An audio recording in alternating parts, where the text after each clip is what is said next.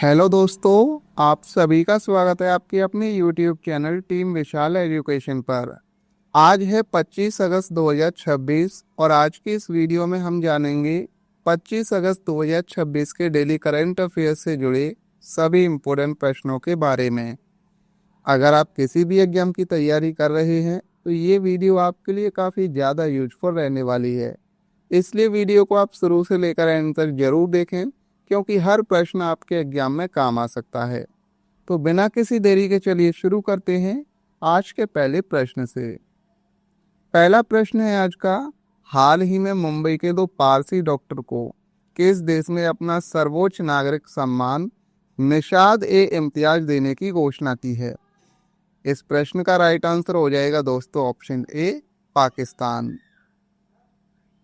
पाकिस्तान ने मुंबई के दो पारसी डॉक्टरों डॉक्टर मेहरबान ए फरामजी और डॉक्टर फरोज ए फरामजी को अपने प्रतिष्ठित नागरिक सम्मान निशाद ए इम्तियाज से सम्मानित करने की घोषणा की है। अब ये सम्मान क्यों दिया गया है? तो इन दोनों डॉक्टरों का संबंध मानवीय सेवा और चिकित्सा से क्षेत्र से जुड़ा रहा है। पाकिस्तान ने उसके योगदान को देखते हुए यह सम्मान देने का निर्णय लिया है और निशाद ए इम्तियाज पाकिस्तान के प्रमुख नागरिक सम्मानों में से एक है और इसे विभिन्न क्षेत्रों में असाधारण योगदान के लिए दिया जाता है। बात करें दोस्तों पाकिस्तान देश की, तो पाकिस्तान की राजधानी है इस्लामाबाद। मुद्रा है पाकिस्तान की पाकिस्तानी रुपया। आधिकारिक भाषाएं हैं वहाँ की उर्दू और अंग्रेजी। पाकिस्तान देश का सबसे बड़ा शहर है कराची। प्रधानमंत्री हैं शहबाज शरीफ और स्वतंत्रता दिवस जो मनाया जाता है पाकिस्तान का, वो 14 अगस्त 1947 को मनाया गया था पहला। हाल ही में इंडियन नेवी ने launch and recovery system test plinth का उद्घाटन कहां पर किया है? तो ये किया है दोस्तों विशाखापट्टनम में।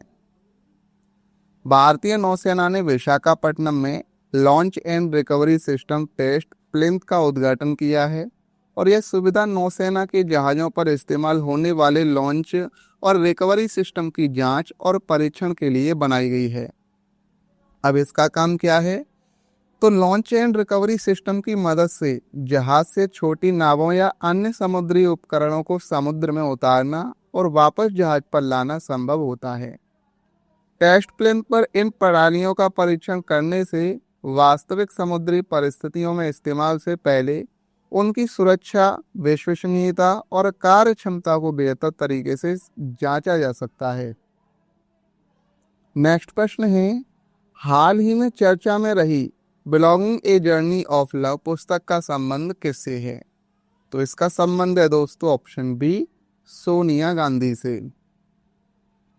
Belonging a journey of love पुस्तक सोनिया गांधी जी के जीवन और उनकी व्यक्तिगत यात्रा से संबंधित है। इसमें उनके जीवन, परिवार, रिश्तों और भारत से उनके जुड़ाव को संशोधनात्मक अंदाज में प्रस्तुत किया गया है। पुस्तक की खास बात, पुस्तक का शीर्षक बिलोंगिंग यानी अपनापन या जुड़ाव है और इसमें सोनिया गांधी के जीवन के उन अनुभवों पर ध्यान दिया गया है जिससे उनका भारत और यहाँ के लोगों के साथ जुड़ाव बना। नेक्स्ट प्रश्न है, हाल ही में इंडिया डे फेस्टिवल कहाँ पर प्रारंभ हुआ है? तो राइट आंसर हो जाएगा इस प्रश्न का ऑप्शन सी, रूस में। इंडिया डे फेस्टिवल में रूस के लोगों को भारत की संस्कृति, कला, संगीत, नृत्य, खान पान, हस्तशिल्प और योग जैसी चीजों से परिचित कराया जाता है। इस तरह के कार्यक्रम दोनों देशों के बीच पीपल टू पीपल कनेक्ट यानी आम लोगों के बीच संबंधों को मजबूत करते हैं। रूस की राजधानी मॉस्को है। मुद्रा है रूसी रूबल। आधिकारिक भाषा वहाँ की रूसी और रूस के राष्ट्रपति हैं व्लादिमीर पुतिन। और क्षेत्रफल की बात करें हम तो रूस दुनिया का सबसे बड़ा देश है। हाल ही में सिल्वर लोन के लिए खास ब्रांच खोलने वाली भारत की पहली एनबीएफसी कौन सी है? राइट आंसर हो जाएगा इस प्रश्न का option A, Paul merchant finance. Silver loan यानी अपनी योग्य चांदी के आभूषण, सिक्के या अन्य स्वीकार्य चांदी को गिरवी रखकर लोन लेना। पोल मर्चेंट ने इसके लिए अलग शाखाएं और विशेष लोन प्लेटफॉर्म बनाया है ताकि चांदी के बदले मिलने वाला कर्ज अधिक संगठित और पारदर्शी तरीके से उपलब्ध हो सके। यह खबर क्यों महत्वपूर्ण है? तो भारतीय रिजर्व बैंक के 2025 के सोने और चांदी के गिरवी के बदले ऋण संबंधी निर्देशों ने पात्र विनियम ऋणदाताओं के लिए चांदी को भी ऋण की जमानत के रूप में स्वीकार करने का रास्ता साफ किया और इसी के बाद चांदी आधारित औपचारिक ऋण व्यवस्था का विचार हुआ। नेक्स्ट प्रश्न है, हाल ही में भारत सरकार ने किस देश के साथ तेल और गैस सहयोग पर G2G समझौता किया है? राइट आंसर है इस प्रश्न का ऑप्शन ए, मॉरिशस के साथ। दोस्तों, भारत और मॉरिशस ने तेल एवं गैस क्षेत्रों में सहयोग बढ़ाने के लिए सरकार से सरकार यानी G2G समझौता किया है।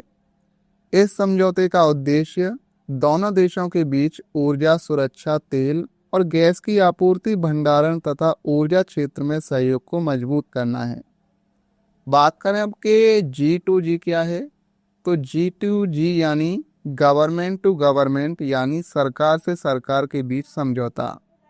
इसमें किसी निजी कंपनी के बजाय दोनों देशों की सरकारें सीधे किसी क्षेत्र में सहयोग के लिए समझौता करती हैं।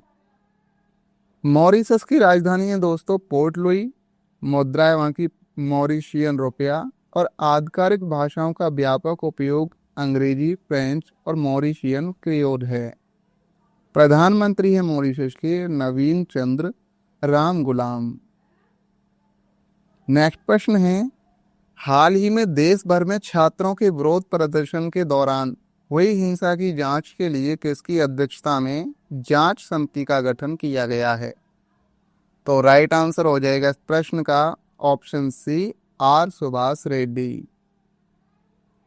सरकार ने छात्रों के विरोध प्रदर्शनों के दौरान हुई हिंसा और उससे जुड़ी घटनाओं की जांच के लिए एक जांच समिति गठित की है और इस समिति की अध्यक्षता आर सुभाष रेड्डी कर रहे हैं।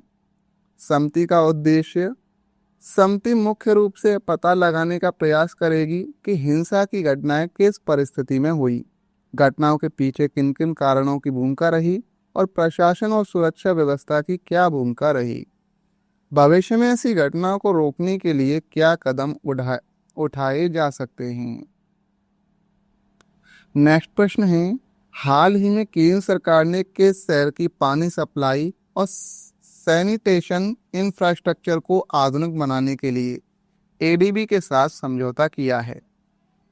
राइट आंसर हो जाएगा दोस्तों इस प्रश्न का ऑप्शन बी, चेन्नई। दोस्तों, भारत सरकार ने एशियाई विकास बैंक यानी एडीबी के साथ चेन्नई में पानी की आपूर्ति और स्वच्छता व्यवस्था को आधुनिक बनाने के लिए समझौता किया है। इस परियोजना का उद्देश्य शहर में विश्वसनीय पेयजल आपूर्ति, बेहतर सीवरेज व्यवस्था और आधुनिक जल प्रबंधन को बढ़ावा देना है। एडीबी की अगर हम बात करें तो एडीबी क्या है, तो एडीबी यानी एशियाई विकास बैंक यानी एशियन डेवलपमेंट बैंक। ये एशिया प्रशांत क्षेत्र के देशों को विकास परियोजनाओं के लिए वित्तीय सहायता और तकनीकी सहयोग देता है। मुख्यालय इसका मनीला, फिलीपींस में है। इसकी स्थापना 1966 में हुई थी और भारत जो है एडीबी का संस्थापक सदस्य है। हाल ही में केंद्रीय गृह मंत्रालय ने नागरिकता अधिनियम 1955 की धारा 6B के तहत किसे नागरिकता प्रदान करने का अधिकार दिया है? राइट आंसर है इस प्रश्न का ऑप्शन सी, जिला कलेक्टर को। दोस्तों, केंद्रीय गृह मंत्रालय ने नागरिक अधिनियम 1955 की धारा 6B के तहत कुछ मामलों में नागरिकता देने की प्रक्रिया को जिला स्तर तक बढ़ाते हुए जिला कलेक्टरों को नागरिकता प्रमाण पत्र जारी करने का अधिकार दिया है। यह व्यवस्था विशेष रूप से CAA यानी नागरिकता संशोधन अधिनियम 2019 के तहत पात्र लोगों से संबंधित है। बात करें कि धारा 6B क्या है, तो धारा 6 भी नागरिकता संशोधन अधिनियम 2019 से जुड़ी महत्वपूर्ण व्यवस्था है। इसके तहत पाकिस्तान, बांग्लादेश और अफगानिस्तान से आए कुछ पात्र हिंदू, सिख, बौद्ध, जैन, पारसी और ईसाई समुदायों के लोगों को भारतीय नागरिकता देने का प्रावधान है, यदि वे कानून में निर्धारित शर्तें पूरी करते हैं। नेक्स्ट प्रश्न है, हाल ही में हर नागरिक को 30,000 रुपये नगद देने की घोषणा किसने की है? राइट आंसर इस प्रश्न का ऑप्शन ए, ताइवान। ताइवान सरकार ने अपने नागरिकों को 10,000 न्यू ताइवान डॉलर का नगद भुगतान देने की योजना की घोषणा की है, जिसकी भारतीय मुद्रा में कीमत लगभग 30,000 के आसपास बैठती है। इस योजना को ताइवान की अर्थव्यवस्था में आए अतिरिक्त राजस्व या राजकोषीय स्थिति के लाभ को जनता तक पहुंचाने के रूप में देखा गया है। ताइवान की राजधानी ताइपे है, मुद्रा है वहाँ की न्यू ताइवान डॉलर और आधिकारिक भाषा है वहाँ की मंदारिन चीनी। नेक्स्ट प्रश्न है, राजस्थान के किस पर्यावरणविद को मंगोलिया में संयुक्त राष्ट्र मरुस्थलीकरण रोकथाम अभिसमय द्वारा रेजलैंड रेस्टोरेशन अवार्ड 2026 से सम्मानित किया गया है? तो राइट आंसर है इस प्रश्न का ऑप्शन सी, सुमेर सिंह भाटी को। राजस्थान के जैसलमेर जिले के पशुपालक एवं पर्यावरण संरक्षक कार्यकर्ता सुमेर सिंह भाटी को रेजरलैंड रेस्टोरेशन अवार्ड 2026 से सम्मानित किया गया है और सुमेर सिंह भाटी को चारागाह, ओरण एवं सामुदायिक प्राकृतिक संसाधनों के संरक्षण में उल्लेखनीय योगदान के लिए यह पुरस्कार मिला है। उन्हें यह सम्मान मंगोलिया में आयोजित संयुक्त राष्ट्र मरुस्थलीकरण रोकथाम अभिसमय के साइट इवेंट के दौरान दिया गया है। अगस्त 2026 में सुप्रीम कोर्ट बार एसोसिएशन यानी एससीबीए के नए अध्यक्ष चुने गए हैं। तो राइट आंसर इस प्रश्न का ऑप्शन ए, प्रदीप राय। अगस्त 2026 में हुए चुनावों में वरिष्ठ अधिवक्ता प्रदीप राय को सुप्रीम कोर्ट बार एसोसिएशन का नया अध्यक्ष चुना गया है। सुप्रीम कोर्ट बार एसोसिएशन के बारे में अगर हम बात करें तो supreme court bar association Bharat के सर्वोच्च न्यायालय में वकालत करने वाले वकीलों का एक प्रमुख और आधिकारिक संगठन है और इसका मुख्यालय नई दिल्ली में स्थित है।